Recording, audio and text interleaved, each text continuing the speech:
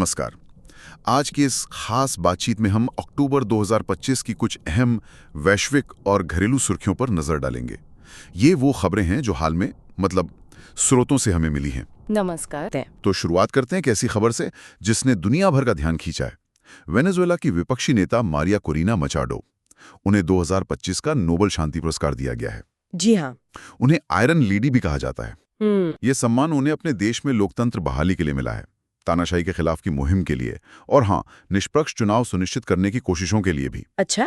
और खास तौर पर महिलाओं और विपक्षी आंदोलन को लीड करने के लिए वो 2010 से लगातार लोकतांत्रिक अधिकारों के लिए आवाज उठा रही हैं। काफी लंबा संघर्ष रहा है उनका। हाँ, यहाँ तक कि सरकार में उन्हें देश से बाहर भी कर दिया था। देखिए, ये वाकई एक बड़ी घटना है जब किसी देश के अंदर लोकतंत्र और मानवाधिकारों के लिए लड़ रहे किसी नेता को, वो भी विपक्षी नेता को, इतना बड़ा वैश्विक सम्मान मिलता है तो इसका असर सिर्फ उस व्यक्ति तक सीमित नहीं रहता। अच्छा। हाँ, ये उस पूरे आंदोलन को एक नई पहचान और कह सकते हैं एक तरह की ताकत देता है।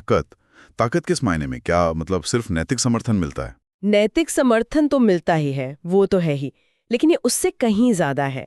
अक्सर ऐसी मान्यता मिलने से ना उस नेता या आंदोलन को अंतर्राष्ट्रीय मंचों पर अपनी बात रखने का एक बड़ा प्लेटफॉर्म मिल जाता है। हाँ, ये तो है। दूसरे देश कूटनीतिक दबाव बना सकते हैं और कभी-कभी तो विदेशी सहायता या फंडिंग के रास्ते भी खुल जाते हैं।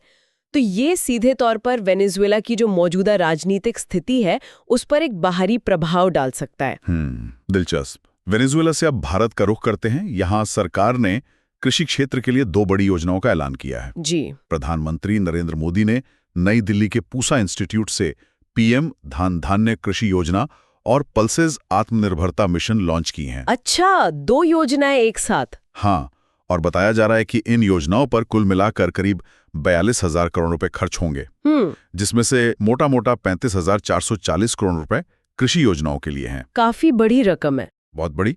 इनका मकसद साफ है, फसलों की पैदावार बढ़ाना, खेती से जुड़े बुनियादी ढांचे जैसे सिंचाई है, लोन है, फसल भंडारण वगैरह, उसको बेहतर करना।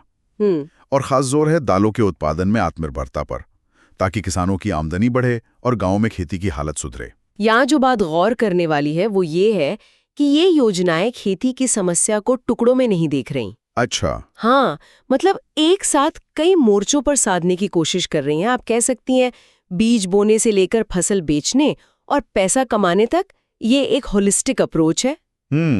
और दालों पर खास ध्यान देना सिर्फ पोषण सुरक्षा का मामला नहीं है, ये भारत की आयात पर निर्भरता कम करने की एक सोची समझी रणनीति भी लगती है, क्योंकि हम काफी दालें बाहर से मंगाते हैं। सही कहा। लेकिन 42,000 करोड़ रुपए एक बहुत बड़ी रकम है। आपको क्या लगता है इसके क्रियान्वयन में, इसे जमीन पर उतारने में सबसे बड़ी चुनौतियां क्या होंगी? बिल्कुल, बड़ी रकम के साथ बड़ी चुनौतियां भी आती हैं, ये तो है ही। सबसे अहम होगा ये सुनिश्चित करना कि पैसा और सुविधाएं सही किसानों तक पहुंचे। हाँ, बिल्कुल। खासकर छोटे और सीमांत किसानों तक, कहीं ये बिचौलियों या भ्रष्टाचार की भेंट न चढ़ जाएं। ये एक बड़ा डर रहता है हमेशा। बिल्कुल। दूसरा, सिर्फ उत्पादन बढ़ाना काफी नहीं है, भंडारण और बाजार तक पहुंच को आसान बनाना होगा ताकि किसानों को उनकी उपज का सही दाम मिले। सही बात। और तीसरा, आजकल के समय में जलवायु परिवर्तन के दौर में कृषि योजनाओं को टिकाऊ और पर्यावरण के अनुकूल बनाना भी एक बड़ी चुनौती है। असली परीक्षा तो जमीनी नतीजों से ही होगी। सही कहा आपने, योजनाओं का असर तो वक्त ही बताएगा। चलिए अब खेतों से चुनावी मैदान की तरफ चलते हैं। बिहार में विधानसभा चुनाव का माहौल गर्मा गया है। हाँ, चुनाव का मौसम आ गया है। पहले चरण के लिए नॉमिनेशन भरने शुरू हो गए हैं। जी। वो 14 नवंबर को आएंगे। चुनाव आयोग ने सुरक्षा के भी पुख्ता इंतजाम किए हैं। जैसे बता रहे हैं कि सभी नॉमिनेशन सेंटर्स की वीडियोग्राफी होगी, अंदर जाने वालों की संख्या सीमित रखी गई है और चुनाव प्रचार पर भी पैनी नजर रखी जा रही है। देखिए, किसी भी लोकतंत्र में चुनाव प्रक्रिया का निष्पक्ष और सुरक्षित होना उसकी रीढ़ की हड्डी है। बिल्कुल। ये जो उपाय किए जा रहे हैं, वीडियोग्राफी, सीमित प्रवेश, निगरानी, ये सब चुनावी प्रक्रिया में पारदर्शिता लाने और लोगों का भरोसा बनाए रखने के लिए बेहद जरूरी है।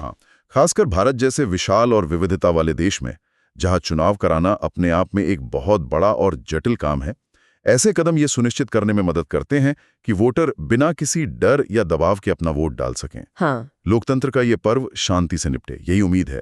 भारत में परिवहन के क्षेत्र में एक बड़ा कदम उठाया जा रहा है। रेल मंत्री अश्विनी वैष्णव ने ऐलान किया है कि देश की पहली बुलेट ट्रेन अगस्त 2027 तक पटरी पर दौड़ने लगेगी। बुलेट ट्रेन, वाह! हाँ, ये train Mumbai Ahmedabad high speed rail corridor पर चलेगी, जो करीब 508 किलोमीटर लंबा है। प्रोजेक्ट पर काम तेजी से चल रहा है और ट्रेन की रफ्तार 320 किलोमीटर प्रति घंटा बताई जा रही है। 320 किलोमीटर, जी। उम्मीद की जा रही है कि इससे न सिर्फ सफर का समय कम होगा, बल्कि डिजिटलीकरण और देश के ओवरऑल विकास को भी रफ्तार मिलेगी। हाँ, ये बुलेट ट्रेन परियोजना वाकई भारत के महत्वाकांक्षी इंफ्रास्ट्रक्चर लक्ष्यों का एक बड़ा प्रतीक है।